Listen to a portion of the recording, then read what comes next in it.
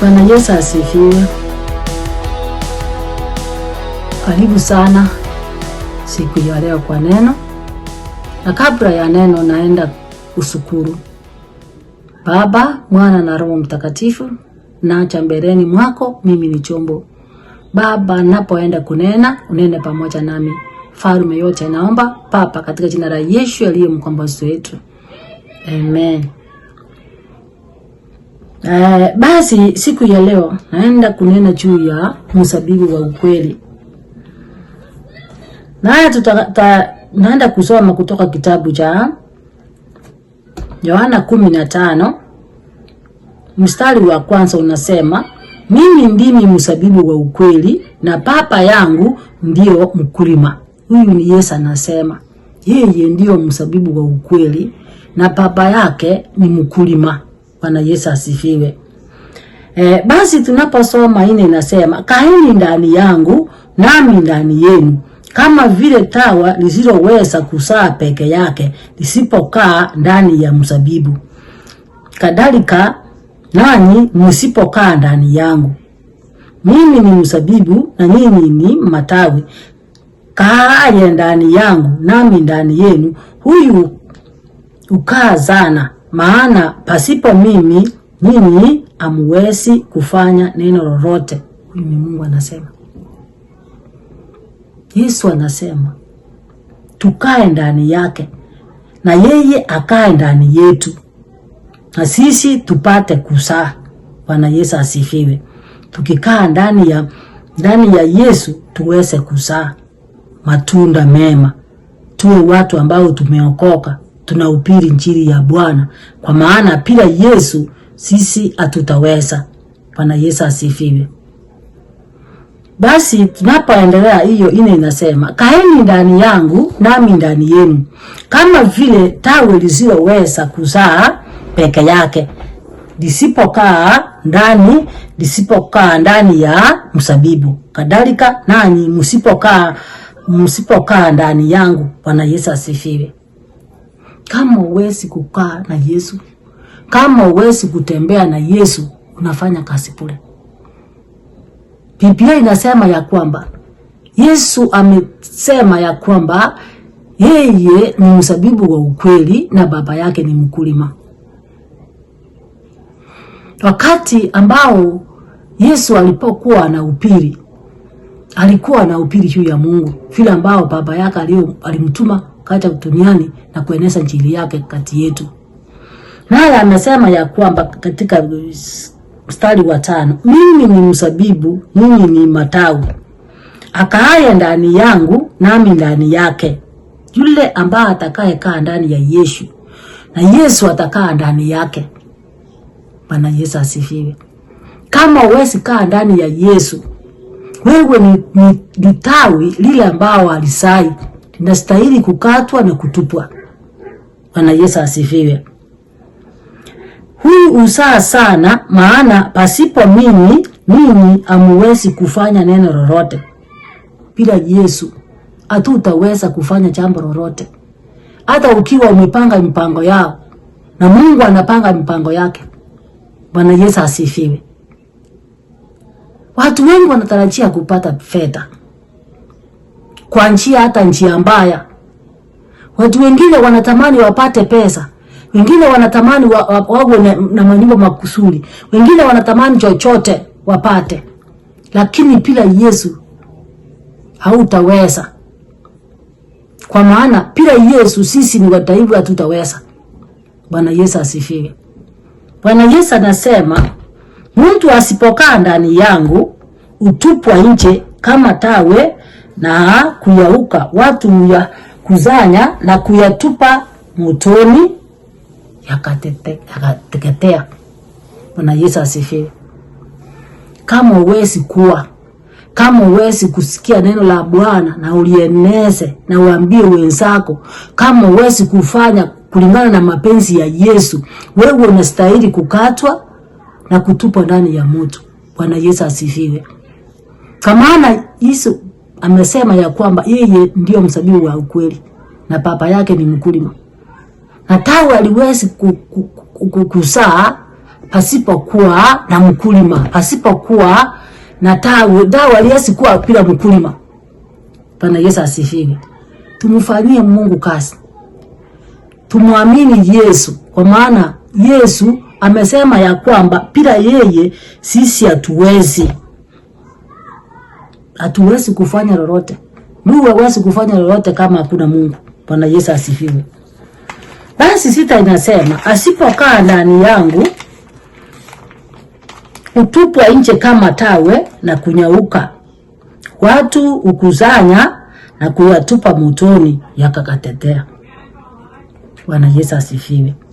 Nyinyi mkikaa ndani yangu na maneno yangu yakikaa ndani yenu, ombeni mtakalo lote nanyi mtatendewa. Bwana Yesu asifiwe. Biblia imesema kwa uwazi ya kwamba ukifanya kazi ya Mungu, ukiwa ndani ya Yesu, ukifanya kazi ya Yesu, chochote ambacho utakachoomba utapata na utatendewa. Bwana Yesu asifiwe. Kwa maana watu wengi wanajificha katika makanisa. Matendo yao ni maovu, lakini wanajificha ndani ya kanisa. Biblia imesema ya kwamba ile mzabibu ambao usai matunda unakata na kutupa. Bwana Yesu asifiwe. Na hakuna chamba ambalo utakalofanya bila Yesu. Hakuna chamba ambalo utakalofanya wewe mwenyewe bila Yesu ufaulu. Ndio maana inasema ninyi mkikaa ndani yangu na maneno yangu yakikaa ndani yenu, ombeni mtakalo lote nanyi mtatendewa. Omba yoyote yale ambayo unataka, ndio na wewe upate kutendewa. Bwana Yesu asifiwe. Basi wakati ambapo tunaposoma katika kitabu cha Zaburi 127 mstari wa kwanza na wa pili, nao natuambia hivi: Bwana asipochenga nyumba, waichengao wafanya kazi bure. Bwana Yesu asifiwe. Ukiwa kama ni nyumba yako, ukiwa kwa familia yako, kama uwezi kuchenga watoto wako, uwafunze, uwape amri ya Yesu, kazi yote utafanya bure. Bwana Yesu asifiwe. Kwa maana yule achengaye bila Yesu anafanya kazi bure. Kazi hii ambayo tunafanya ya kukusanya pesa ya utajiri, ya kutafuta pesa kutoka kwa maruminanti, kutoka kwa njia ambayo sio faa, sote ni bure. Kwa Yesu ni bure. Kwa maana bila yeye hautaweza. Hivyo ndio Biblia imetuambia. Bwana Yesu asifiwe. Nasema hivi: Bwana asipochenga nyumba, waichengao wafanya kazi bure. Bwana asipoulinda mchi, yeye ailindaye akesa bure. Watu wala ambao wanawekwa tiwalinde, linda kitu fulani mpaka asubuhi, fanya chochote, kama Yesu hayuko, yote ni kazi bure. Bwana Yesu asifiwe. Kwa hivyo tufanye kazi tukiwa na Yesu. Jambo lolote tunapofanya, tufanye kwa jina la Yesu. Bwana Yesu asifiwe. Mambo yote ambayo tutakayotenda, tutende kulingana na mapenzi ya Yesu. Kwa maana Yesu amesema ya kwamba yule ambaye anayofanya kazi bila yeye, kazi yake anafanya bure. Yule ambaye analima samba bila Yesu, anafanya kazi bure. Yule ambaye anachenga nyumba bila Yesu, anafanya kazi bure. Na yule ambao pia anaenda analima, anawacha kazi ya Bwana, anafanya kazi bure. Bwana Yesu asifiwe. Mungu asipolinda wewe, kazi unaofanya ya kulindwa hiyo ni kazi bure. Mungu ndiye anakulinda.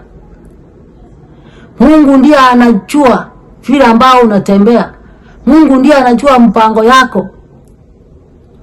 Bila Yesu sisi tunajitanganya. Bwana Yesu asifiwe. Kazi ambao tunaofanya bila Yesu. Tunafanya kazi bila kumtendea chochote. Tunafuna mafuno bila kumtolea. Tunapata pesa bila kumtolea. Hiyo ni kazi bure tunafanya. Mnastahili tuweke mapatano mema na Yesu. Bwana Yesu asifiwe. Praise the Lord. Ya pili anasema kazi yenu ni bure, mnaamuka mapema na kukawia kwenda kulala na kula chakula cha taabu. Yeye umupa mpenzi wake usingizi mzuri. Bwana Yesu asifiwe. Walio wake wanalala vizuri. Walio wake wanalala vizuri. Lakini wale ambao wanaamuka asubuhi, wanaenda shambani, wanalala kukuta kulala, wanalala usiku, acha niwaambie mnafanya kazi bure. Bila Yesu hiyo ni kazi bure ambao mmefanya. Kwa maana kwa Yesu kuna raha. Kwa Yesu kuna matunda. Bwana Yesu asifiwe. Bwana anasema akikaa ndani yetu nasi tukae ndani yake, atatuinua na atatuacha na ataenda pamoja nasi kwa kile jambo, kwa maana tumefanya kulingana na mapenzi yake. Bwana Yesu asifiwe. Yeye anasema ya kwamba tukikaa ndani yake na yeye akae ndani yetu, atatutendea mema. Watu wanaamuka asubuhi kwenda shambani, lakini kazi ya kanisa, mipango ya Mungu hakuna. Mtu anaamka mipango yake kutoka asubuhi mpaka jioni, ni mipango yake. Bwana Mungu ana nafasi. Una nafasi hata ya kukaa dakika 2 usome Biblia. Una nafasi ya kuangalia neno la Bwana. Unaamuka asubuhi bila kukula, tena unarudi usiku unakuja kukula. Mungu atusaidie sana. Mambo yote tunayafanya vizuri, lakini mambo ya Mungu hatuyafanya. Kazi ya Mungu ufanyi, lakini kazi ile ambayo yako unataka kufanya unafanya. Mungu atusaidie sana. Kwa maana ikiwa hata kanisa inakuwa vingumu kwenda hata mapema. Siku ya kanisa ikifika, unasema nasikia vibaya, nasikia homa, unakaa. Lakini hiyo ni shamba lako, ulikuwa unaenda, unajilasimisha kwenda kulima hiyo shamba. Unajilasimisha kufanya jambo likiwa lako. Lakini ikiwa ni kazi ya Mungu, wewe ni mgonjwa. Mungu atusaidie sana. Tutafute uso wa Mungu siku zote. Tunapoamuka tutafute Mungu. Tunapolala tutafute Mungu. Tunapotembea tukumbuke Mungu. Ni kwa nini? Mungu ndio mambo yote. Tukiweka watu wanalinda askari, tunawalipa pesa, tunafanya kazi bure.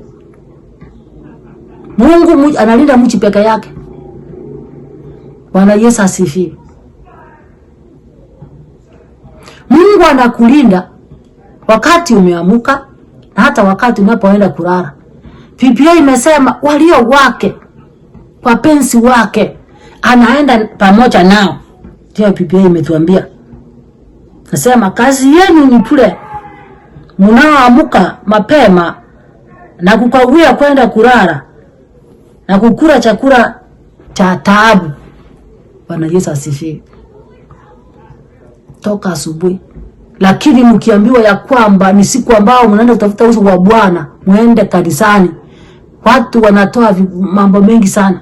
Wengine wanasema tutakaa bila chakula. Wengine wanasema nisipokunywa chai asubuhi kichwa kitaniuma. Wengine watasema kufika paka jioni nasikia kisungusungu. Lakini wale wa Mungu wanapoingia katika uso wa Mungu, Mungu anawalinda.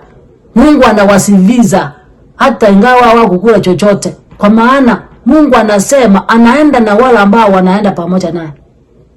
Bwana Yesu asifiwe. Dunia ambayo tuko nayo ni dunia ambayo ina yumba. Wengine wanasema hakuna Mungu. Wengine wanasema, wengine wanaharibu wakati pule. Kazi ya Mungu inakuwa kazi ngumu. Wakati mwingi ni kazi yako. Kazi chache ndio unaingia kanisani. Saa chache tu ama 2-3. Lakini wakati mwingine uko kwako unafanya vitu yako. Na hata ingawa ukiingia katika lile kanisa, unafikiria yale ambao uliacha nyuma. Unafikiria ng'ombe zako, mbuzi zako, mahindi zako, kila kitu na mawazo yako yanakuwa nyumbani. Hata nikwambia kwamba Mungu amesema yule ambayo asimama pamoja na yeye ni kitu pule. Na yeyote atakayechenga nyumba bila Yesu ni kitu pule. Mwana aya kusanya mali bila Yesu yote ni kitu pule. Bwana Yesu atusaidie sana. Sabari ambao tuko nao ni ngumu. Praise the Lord. Bwana Yesu asifiwe. Watu tunaamka asubuhi sana. Tunashughulika paka jioni. Tukiamka asubuhi hata kulala usiku na lala hata bila kuoga. Paka asubuhi. Na asubuhi ukiamka unaamkia sambani. Lakini mtumishi akwambia ya kwamba tutakuwa hapa asubuhi. Watu wanatoa vikwazo. Pengine wasipata tuchaamka saa hiyo. Kesho pengine naenda mahali fulani. Mnatoa sababu nyingi. Naomba mchiangalie sana. Wakati ambao tuko nao ni wakati ambao umekwisha. Mkimbilie Mungu. Bwana Yesu asifiwe. Kwa maana Mungu Yesu ametuambia katika hiki kitabu ya kwamba wale ambao watakuwa katika upande wao wataenda pamoja naye. Bwana Yesu asifiwe. Tunaposoma 7 hiyo Yohana 15:7 inasema, "Ninyi mkikaa ndani yangu na maneno yangu yakikaa ndani yenu, ombeni mtakalo rote nanyi mtatendewa." Omba Mungu kila ambao kitu ambao umekosa apate kukupatia. Bwana Yesu asifiwe.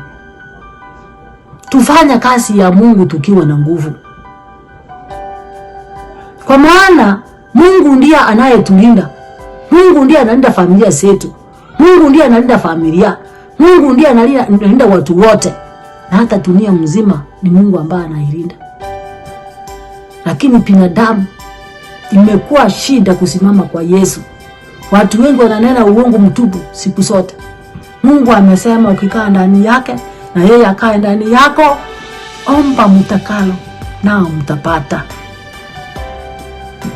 Mbarikiwe sana. Mungu awabariki kwa hiyo neno. Tukutane katika wakati mwingine.